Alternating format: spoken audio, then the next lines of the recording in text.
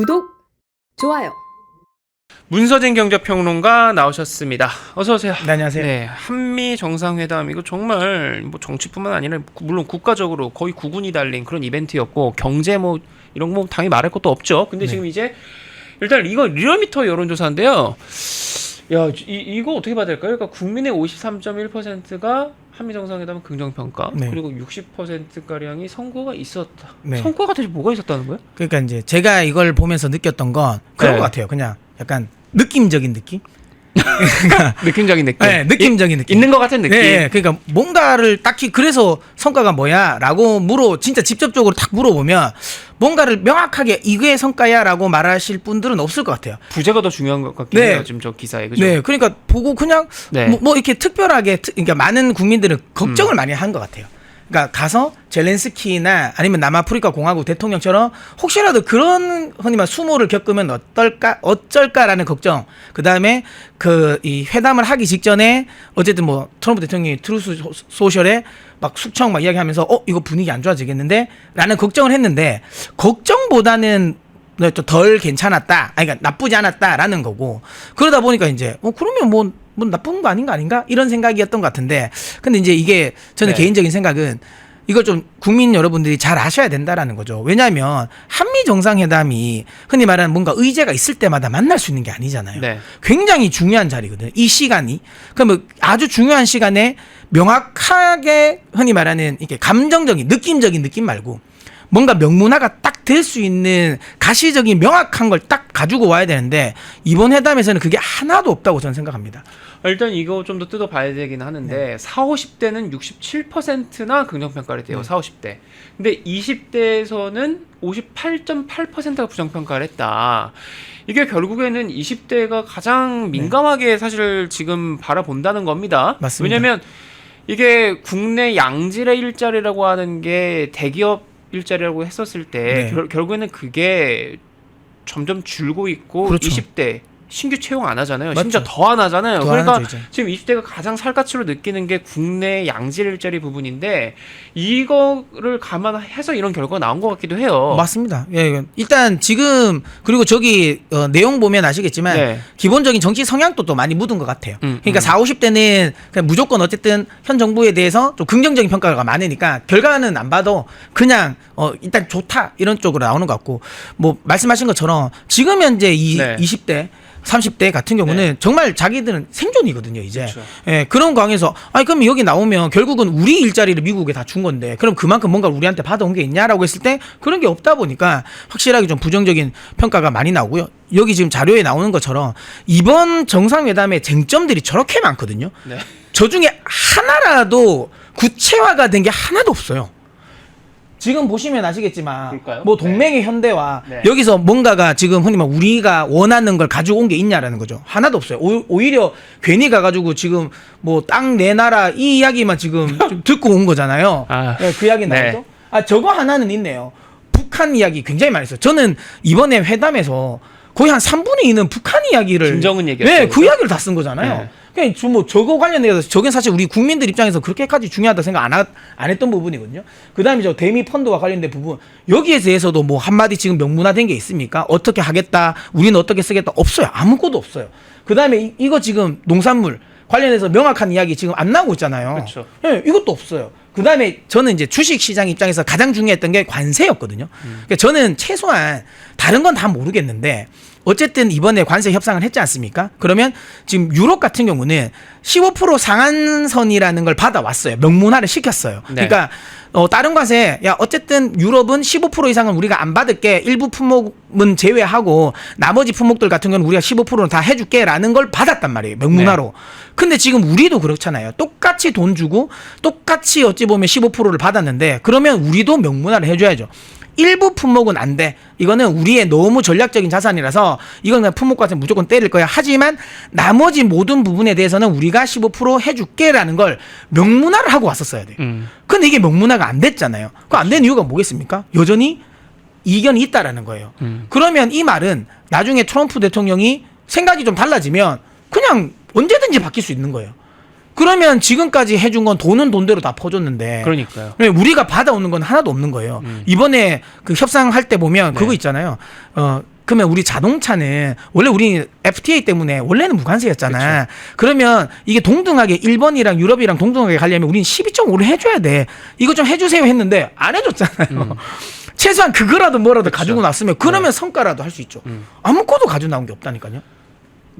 돈 더 주고 왔어요. 그리고 구체화된 거는 1,500억 불 더 투자해서 이번에 네. 계약한다예요, 그죠? 네, 맞죠. 이것도 다 기업들 직접 기업들이. 투자합니다. 맞습니다. 근데 저는 그런 생각을 하는 것 같아요. 기업들 입장에서는 이번에 그 노란봉투법이 통과가 됐잖아요. 그렇죠. 예, 그러면 기본적으로 사업장을 좀 저기는 명분이 좋잖아요. 어쨌든 나라를 위해서 우리가 희생한다라는 명분으로 결국에는 해외 쪽에 사업장을 이전하려는 비용이라고 저는 생각을 합니다. 만약에 그게 아니었다면 저만큼까지 추가적인 투자를 했을까라고 생각을 하거든요. 왜냐하면 이미 지금 투자한 것도 굉장히 많아요. 네. 많은데 설마 노란봉투법을 통과시킬까라는 그나마 그래도 재계에서 바람이었는데 이게 지금 무산됐잖아요. 그리고 왜냐하면 노란봉투법 통과되고 나서 간 거예요, 지금. 그러다 보니까 안 되겠다. 일단 미국의 거점을 더 공고하게 만들어 놔야 되겠다라는 생각으로 더 많이 투자한 거예요. 저거는 기업인들을 욕할 게 아니에요. 생존이잖아요, 생존 기업인들이. 예. 근데 오히려 대통령실은 한미 정상회담을 계기로 1,500억 달러를 투자한다. 사실 좀 부끄러워야 되는 거 아닌가요?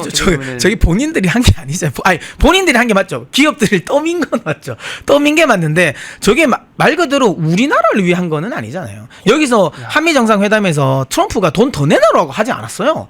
우리가 그냥 알아서 더 내놓은 거라니까요. 그러면 최소한 아까도 말씀드린 것처럼 관세에 대해서 명확성이라도 뭔가 받아와야죠.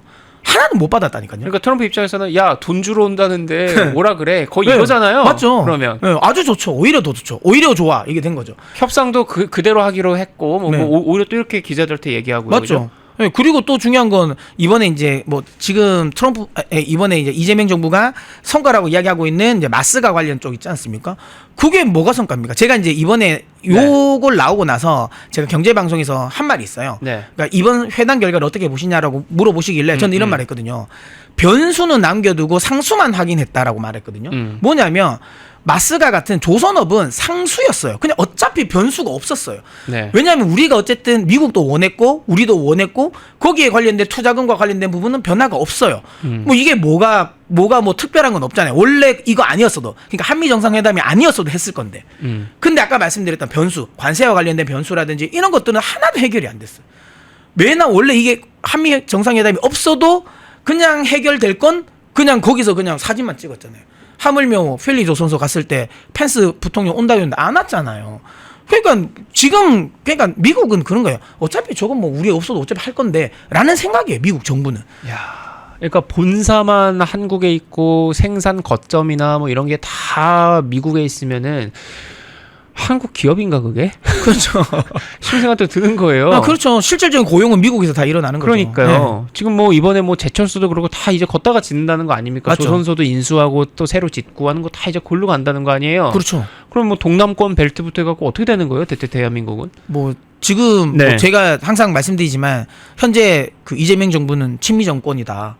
미국 좋은 일 많이 시켜주고 계시다. 네. 뭐 그래서 이번에 또 그 이야기를 하시더라고요. 또 그 뭐죠? 그 안미 뭐 경중이라면서. 경중. 네. 네. 그러니까 완전 뭐 친미 노선을 타시더라고요. 그래서 모르겠습니다. 그런 노선을 타셨는지는 모르겠는데 아무튼 지금 현재 우리나라만 놓고 보면 그렇게 좋은 건 아니죠. 당연히. 그리고 저는 그런 생각합니다. 지금 뭐 40대까지는 저는 큰 문제가 없을 거라 생각을 해요. 그쵸. 근데 지금 20, 30대들이 그리고 특히 지금 10대들 그들이 지금 이제 사회생활을 하게 됐을 때 대학교를 졸업하고 사회생활을 하게 됐을 때 그럼 그들이 다녀야 하는 직장은 어디일까라는 거죠. 예전처럼 우리가 삼성전자, 현대 같은 그룹에 다닐 수 있을까라는 거죠. 저는 개인적으로 가능성이 낮다. 오히려 저는 좀 이게 좀 무서운 이야기일 수도 있지만 우리는 오히려 뭐 CATL이나 아니면 거린메이 같은 이게 중국 기업에 다녀야 되지 않을까라는 생각을 하는 거죠. 왜냐하면 어쨌든 기업은 들어오긴 할 거거든요. 우리나라에. 네. 그러면 미국이랑 유럽이랑 그다음에 이제 우리나라 기업들이 빠져나간 자리를 누군가는 메울 거예요. 그러면 그 메우는 게 누구일까라고 보면 저는 뭐 중국 기업들이 아닐까라 생각을 하는 거죠. 그래서 그러니까 오히려 40, 50대 같은 경우는 좋은 회사, 어느 정도 임금도 좀 괜찮은 그런 뭐 화이트 칼라 직장인들을 일단 한정해서 얘기를 하면 회사에서 퇴직금 준다 그래도 안 나가고 정년 채우겠다고 해서 버티는 거잖아요. 그렇죠. 그러니까 오히려 이 대기업 근로자가 줄진 않더라고요. 제가 네. 통계를 보면 오히려 늘어요. 조금씩. 계속해서 전년 늘어요. 예, 연장을 하니까 계속. 근데 그게 다 40, 50대가 계속 대기업이나 이런 데서 맞죠. 버티고 있기 때문이에요. 그렇죠. 근데 20대는 오히려 일자리가 기하급수적으로 줄고 있는 거죠. 그렇죠. 근데 지금 쭉 우리가 얘기한 게 오히려 그걸 더 가속화할 거라는 무조건 거죠. 가속화하죠. 그러니까 점점 20대, 10대들은 정말 양질의 우리가 생각하는 양질의 일자리는 굉장히 어려울 겁니다. 진짜 힘들 거고. 예, 그래서 그런 게 좀 안타까운 거죠. 근데 지금 저 노란복두법 시행도 전에 저 기사 뭡니까? 심지어 오늘 오전에 정의선이 고소당했다. 네. 미국에 가갖고 그렇게 열심히. 아 진짜. 아 우리나라 회장님들은 얼마나 힘 빠지겠어요. 아니 나라를 위해서 저렇게까지 열심히 일했는데 갑자기 와가지고 우리나라에서는 고소가 당했잖아요. 근데 이걸 몰랐습니까? 이렇게 나올지를 몰랐어요. 다 예측했어요. 알았잖아요. 그죠? 예, 다 알고 있었어요. 무조건 저렇게 할 거라고. 근데 지금 보시면 저게 시작에 불과하죠. 일단 지금 현대제철부터 시작이 됐지 않겠습니까? 그 이번에 또 기사 나온 거 보면 이제 그 네이버도 지금 이야기가 나왔거든요. 네. 그러니까 뭐 이 파업하겠다라고 이야기가 나왔어요. 그다음에 지금 현대 그 HD 현대중공업 같은 경우가 HD 그 현대미포랑 지금 이제 합병을 합니다. 합병을 네. 하는데 합병하자마자 바로 현대 HD 현대중공업이 노조가 파업한다고 이야기했어요. 그러니까 시작에 불과합니다. 이거 지금 계속 나올 거예요. 어떻게 막을 겁니까? 아니 기업가들 입장에서도 이건 뭐 안 갚음이 아니라 그러면은 이번 기회에 진짜로 트럼프 손잡고 미국에서 조선소 더 하겠네. 미국에서 하겠네. 지금 이번에 그 HD 현대중공업과 HD 현대미포가 합병을 했는데 공시 내용에 보면 합병하고 나서 합병 이제 해외 법인을 싱가포르의 신설 법인을 설립을 해요. 물론 그 공시 내용에는 보면 그러니까 해외 영업 강화라는 목적이긴 하지만 그게 여차하면 그걸 옮기겠다는 거예요. 싱가포르로. 네. 예. 참 그렇습니다. 그러니까 지금 우리 기업가들이 저렇게 미국으로 가가지고 하고 있는데 노란복두법이 시행되면 이건 뭐 더 불보듯 뻔하다는 말씀을 지금 주신 거고요. 아니 당연하죠. 당연하고. 그러니까 저는 그런 생각하거든요. 이번에 저 노란봉투법 이야기하면서 그러니까 여당에서 그런 말 했잖아요. 아니 문제가 정책실장님이시죠. 예. 아니 문제가 되면 바꾸면 되지 않는다. 바꾸면 되지 않냐라고 된다. 하는데 네. 아니, 그런 게 어디 있습니까? 문제가 누가 보다 뻔하게 나오는 게 보이는데 그걸 굳이 왜 문제를 만들고 나서 바꾸냐는 거죠. 공장이 다시 돌아오나 봐요. 그러면 그죠? 안 돌아온다니까. 아니, 간 사람은 안 돌아온다니까요. 아니 예를 들어 뭐 공장에 우리가 뭐 캠핑 가는 겁니까? 캠핑하면 그냥 텐트 걷어서 다시 펼 수도 있지. 네. 공장이라는 게 그래 나가면 그렇게 쉽습니까? 그 매각하고 다 나갈 건데 그 흔히 말하는 공장을 그대로 놔두고 나갑니까? 그걸 누군가 매각을 하고 나갈 거 아니에요. 그쵸. 그러면 내가 이제 괜찮아졌으니까 이제 노란목도 끝났으니까 그럼 그 공장 다시 주세요 하면 줍니까? 안 되죠. 나가고 나면 안 들어온다니까요. 그렇습니다. 자, 오늘 또 8시 오늘 저녁 8시 1시간 정도 남았네요. 네. 펜앤경제 TV에서 또 방송 또 해주죠. 네, 맞습니다. 네. 오늘 끝나고 나서 8시 펜앤경제에서 또 내용은 뭡니까?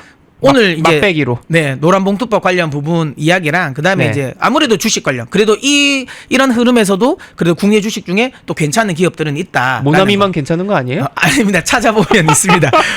그리고 저는 또 연금, 네. 연금 관련 부분에서 제가 이제 좀 주력으로 많이 말씀드릴 거라서 네. 연금 계좌라든지 뭐 ISA 같은 그런 부분에 있어서 좀 이 도움을 드리도록 제가 많이 이제 네. 방송 준비했으니까 8시 또 펜앤경제도 많이 시청해 주십시오. 알겠습니다. 자, 오늘 문서진 경제평론가는 이쯤에서 마무리하도록 하겠습니다. 출연 감사합니다. 네. 다른 영상도 즐기시려면 구독 버튼을 꼭 눌러주세요.